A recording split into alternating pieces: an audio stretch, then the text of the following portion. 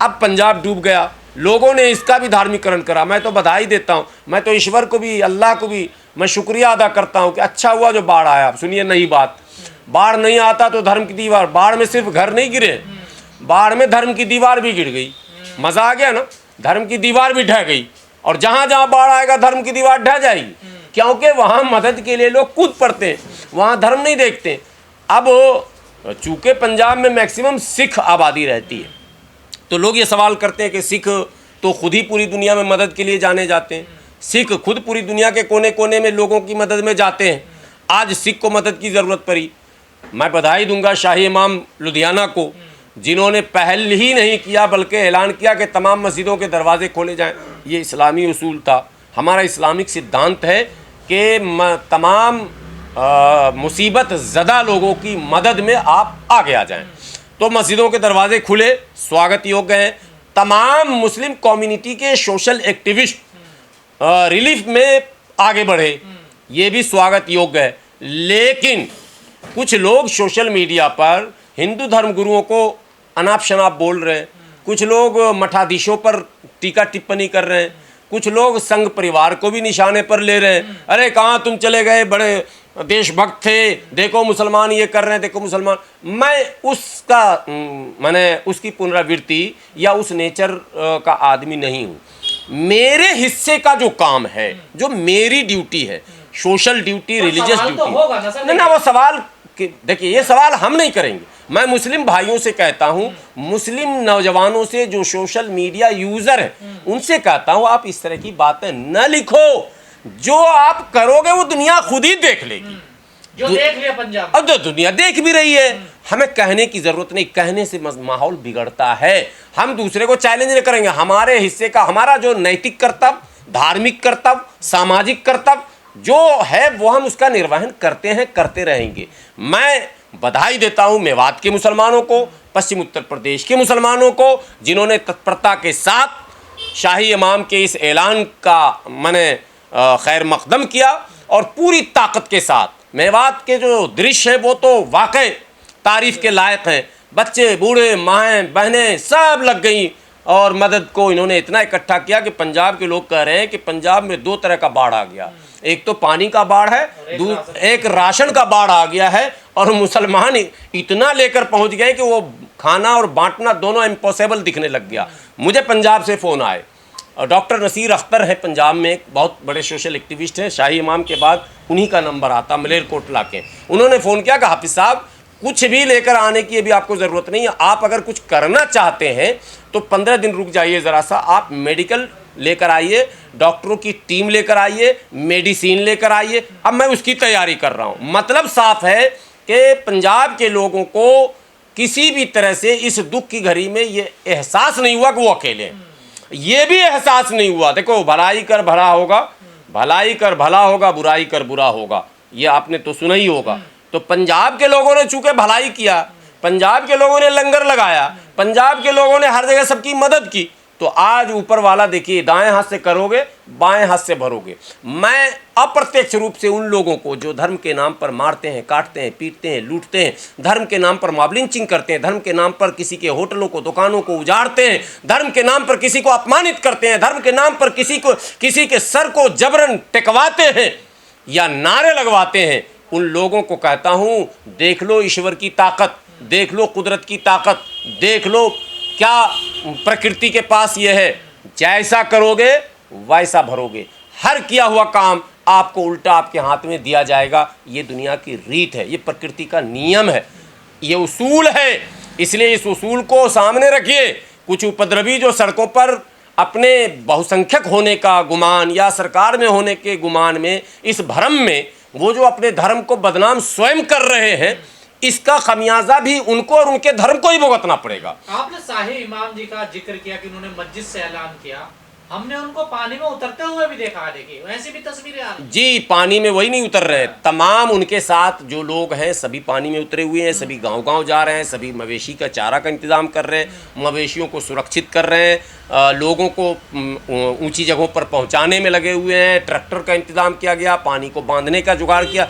सारा काम जो सरकार को प्रथम दृष्टया कर देना चाहिए था वो लगभग सब काम लोगों ने कर दिया है, सरकार का काम भी आसान कर दिया। हालांकि कल वहाँ के मुख्यमंत्री का एक बयान मैं वायरल देख रहा था कि एक मुर्गी के मरने का भी मुआवजा मैं दिया जाएगा, ये भी स्वागत योग्य देना चाहिए जिनका जो नुकसान हुआ है। तो मुझे लगता है कि पंजाब की इस क्षति का भरपाई जो है हो जाएगा। सरकारें भी सजग हैं, आम आदमी पार्टी की सरकार है, केंद्र के मंत्री वो चौहान साहब मामा भी गए थे, शिवराज सिंह चौहान, अब मामा नहीं रहे, वो जब मुख्यमंत्री थे तो मामा थे, अब पता नहीं क्या हैं, वो गए थे, आज प्रधानमंत्री भी गए हैं देर सवेर, नेता प्रतिपक्ष भी जाने की बात कर रहे हैं, कांग्रेस की टीम भी गई है, आम आदमी पार्टी की टीम गई है, दिल्ली में आम आदमी पार्टी की टीम घूम घूम के चंदा कर रही है, 2-3 वीडियो सामने हमारे भी आए हैं, कुलदीप कुमार मोनू उसका भी वीडियो मैंने देखा, सब लोग लगे हुए हैं, तो और आम लोग लगे हुए हैं, और दिल्ली में भी अमानतुल्लाह खान का वीडियो आपके सामने आया होगा, वो भी लगे हुए हैं। तो इसका मतलब है कि पूरे लोग सजग हैं,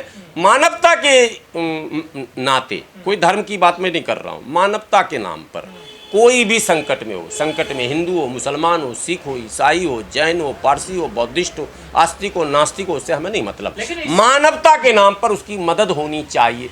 बहैसियत भारतीय के हमारा जो हमारी साझी विरासत है, जो हमारा मिक्स कल्चर है, हम उस भारतीय होने के नाते भी जाते हैं, और बहैसियत मुसलमान के हमारा मज़हब भी हमें सिखाता है कि आप मुसीबत ज़दा लोगों की मदद करें।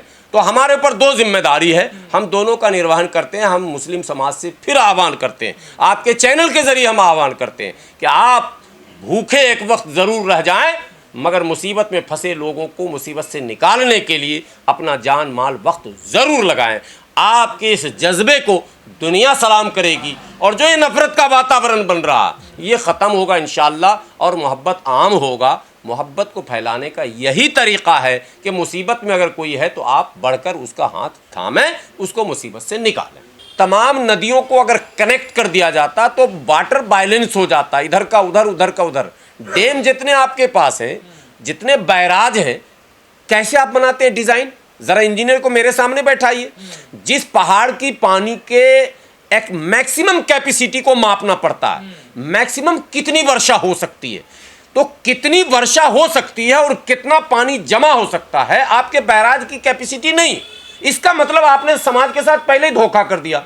आपने एक बैराज बना दिया, एक गेट बना दिया, उसकी कैपेसिटी 50% भी कवर करने की नहीं है। जैसे ओवरफ्लो होने की नौबत आती, आप गेट खोल देते हैं, पूरा शहर डूब जाता है 2 मिनट में। अभी हथनी कुंड बैराज खोला और दिल्ली डूब गया। पंजाब में जो बाढ़ आया है वो बैराज के ओवरफ्लो होने की वजह से आया। टोटल जो हिमाचल है, कश्मीर है, उत्तराखंड है, इसके पहाड़ों पर जो वर्षा होती है, जब वर्षा अधिक होगी तो वो पूरा बहाव जो आता है, उस बहाव को कवर किया, उसको रोका जाता है। उसकी पानी को रोकने का जो बैराज बना है, उसके मैक्सिमम कैपेसिटी को आपको मापना पड़ेगा। जैसे इस साल आपको पता चल गया कि भैया इतना भी हो सकता है बारिश, हम कहते हैं इससे भी ज़्यादा बारिश हो सकती है। बारिश जो है वो सावन भादो आसिन तक होता है, और हम लोग खाटी बिहारी हैं, हमारे यहाँ तो हथिया, कन्ना, फलनमा, मैंने नक्षत्र क्या बोलते हैं, वो दशहरा तक हमारे यहाँ बारिश कहा जाता है। आज कार्तिक में भी बारिश होती है, कार्तिक पूर्णिमा तक, मतलब बरसात के 4 महीने माने जाते हैं। बारिश हुई कहाँ है? आप इतने में त्राही त्राही कर रहे हैं। 1 महीने भी बारिश अभी दिल्ली में नहीं हुई सही से, रियल बात है, ये नहीं हुई है बारिश। तो हमने देखा 15-15 दिन के without any gap continue rainfall हो रहा, रुका ही नहीं आज तक। मैं उन चीज़ों को देखा हूँ, हो सकता है आप लोगों ने भी देखा होगा। उसको हम लोग कहते थे गाँव के भाषा में झरी लग गई है, ठीक है, वो लग गई तो लग गई, बारिश हो रही तो हो रही है। माचिस का जब ज़माना था, लाइटर का नहीं था, गैस का नहीं था, लकड़ी का ज़माना था, मैंने अपने होश में इस चीज़ को देखा है कि माचिस की तिल्ली काम नहीं कर रही, ठीक है, लकड़ियाँ सुलग नहीं हैं, सारी लकड़ियाँ गीली पड़ गई हैं, खाने के लाले पड़ गए हैं। लोग 1 टाइम पकाते, 3 टाइम खाते, वो दिन हमने देखे। क्या सरकार में जाने वाले लोग समाज के उन तमाम परिस्थितियों से अवगत नहीं है कि क्या क्या परिस्थितियां संभावित आ सकती हैं? 10 साल बाद क्या हो सकता, आपके पास प्लान नहीं है। मैं बताता हूं क्या हो सकता। अब आप कहेंगे आप क्या, अरे भाई ये अनुमान लगाने की कैपेसिटी होनी चाहिए आपकी कि 10 साल बाद क्या कुछ हो सकता है, उसकी रणनीति तैयार करें। कई जगह हमारे शाही इमाम ने भी ये कहा और कई संगठनों ने बाज़ाफ्ता जो कलेक्शन किया था ईद मिलादुन नबी के जश्न के नाम पर, उस कलेक्शन को, उस प्रोग्राम को हल्का किया गया और उस कलेक्शन को वहाँ कैश भेजा गया। ये सारी तस्वीरें आई हैं, सारे वीडियोज़ आए हैं। मैं कह रहा हूँ ये स्वागत योग्य है। मैं तो पूरे भारत के मुसलमानों से अपील करता था, उस वक्त भी मैंने अपील किया था, लेकिन चूँकि भावनात्मक लगाव हमारे नबी के जन्मदिन को बड़े ही हर्षोल्लास के साथ मनाया जाता है, जश्न ईद मिलादुन नबी जो है पूरे मुल्क में मनाया जाता है, तो यह आह्वान करना कि मनाएं ही नहीं, ये तो मुनासिब नहीं था। लेकिन हाँ, मैंने भी ये बातें कही थी और आज भी कह रहा हूँ कि हम अपने तीज त्यौहार और अपने खुशियों के मामले में जो खर्च करते हैं उसमें कटौती करें, शादी ब्याह में कटौती करें, सारे उत्सव में कटौती करें और उसी को इनके अपलिफ्टमेंट में लगाएं। इनकी जो भविष्य की आवश्यकताएं हैं, जो इन फ्यूचर अभी और चुनौतियां आने वाली हैं, उससे निमटने में ये सक्षम कैसे हों, इसकी भी चिंता हमको करनी चाहिए। दुनिया में ईश्वर ने सबको आँख दिया है, सबको कान दिया है, सबको दिमाग दिया, जिसको भेजा कहते हैं, ठीक है। जो भेजा नहीं खाता है उसको भी भेजा है। तो इसलिए जो चीज़ आँखें जो चीज़ देखती हैं, कान जो सुनता है, ज़ुबान जो बोलता है, दिमाग जो सोचता है, उन सब का असर दिल पर पड़ता है। तो अब दुनिया देख रही है कि जिस कौम को तुमने, मेवात के लोगों को तुमने क्या क्या नहीं शब्दों से नवाजा था, आज वो मेवात के लोगों ने साबित कर दिया। वो बिट्टू बजरंगी और वो कौन था दूसरा, मोनू मानेसर और बिट्टू बजरंगी, बड़े देशभक्त, बड़े देश प्रेमी, कहीं दूर दूर तक नाम नहीं है, ठीक है। ये उस पानी में क्या जाएंगे, इन लोगों को तो नाले के पानी में डूब जाना चाहिए। ये नहीं कर सकते, बात समझ। तो दुनिया देख रही, मैं इसीलिए मैं टिप्पणी नहीं करना चाहता हूँ। मैं कहता हूँ इन पर दुनिया जब देख रही तो मैं क्यों कहूँ। लेकिन हाँ, ऐसे हजारों नाम भारत में हैं जो कथित तौर पर अपने आप को राष्ट्रभक्त, देशभक्त, समाज भक्त, हिंदू रक्षक दल और पता नहीं किस किस चीज़ की रक्षा का दुहाई दे रहे थे। आज वो सब सीन से आउट हैं, आज दृश्य से बाहर हैं। और वो लोग जिनको आप अनेकों नामों से, उपनामों से पुकारते थे, आज वो फरिश्ते की तरह, एक हीरो की तरह वहाँ जो है रोल प्ले कर रहे हैं। उनका मैं स्वागत करता हूँ, मैं उनको बधाई देता हूँ, उनको सलाम करता हूँ। ऐसे लोगों को जिन्होंने अपनी जान हथेली पर रख कर न दिन देखा, न रात देखा, न बारिश देखी, न धूप देखा, न पानी देखा, गहराई भी नहीं देखी और कूद पड़े हैं इंसानियत को बचाने के लिए। ऐसे लोग ही असल में सच्चे देश प्रेमी हैं, सच्चे इंसान मानवता के रक्षक हैं।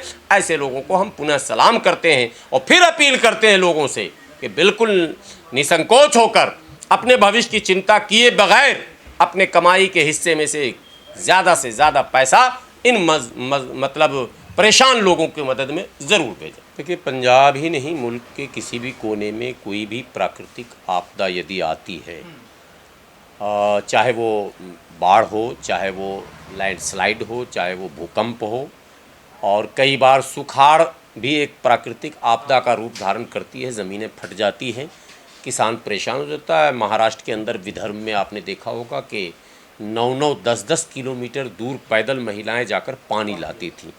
और आपने ये भी देखा होगा कि उसमें कई सेलिब्रिटी उतरे थे, आमिर खान भी उतरे थे कि पानी को कैसे सरलता से उपलब्ध कराया जाए।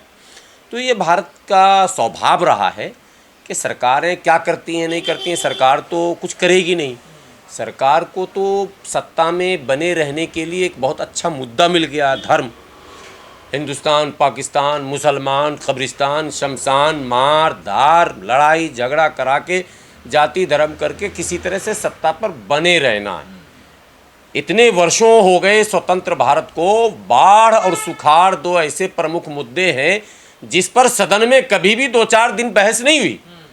तमाम मुद्दों पर बहसें होती हैं, चर्चे होते हैं, डिबेट होते हैं, वोटिंग्स होते हैं, लेकिन इस पर आज तक नहीं हुआ। पूरा बिहार का हिस्सा, पंजाब तो अब डूबा है, बिहार तो हर साल डूबता है और निकलता है, हर साल कोसी का क्षेत्र डूबता है। क्या सरकार उस क्षेत्र को बाढ़ से मुक्त नहीं कर सकती? कर सकती है। मैं हाफिज गुलाम सरवर, राष्ट्रीय प्रवक्ता पीस पार्टी, दावे के साथ कहता हूं कि अगर पॉलिसी बनाने की अनुमति मुझे मिल जाए, मैं पूरे भारत को बाढ़ और सुखाड़ मुक्त कर दूंगा। पॉलिसी बना नहीं रहे ना आप, आपको डेवलपमेंट पर काम नहीं करना, झूठा प्रचार, मैं विश्व गुरु बनना, विश्व चेला भी बनने के रास्ते पर नहीं चल पा रहे। ये विश्व गुरु कैसे बनेंगे? तमाम नदियों को जोड़ने का प्लान जो आदरणीय स्वर्गीय प्रधानमंत्री अटल बिहारी वाजपेयी ने बनाया था, क्या उस पर काम हुआ? नहीं हुआ ना।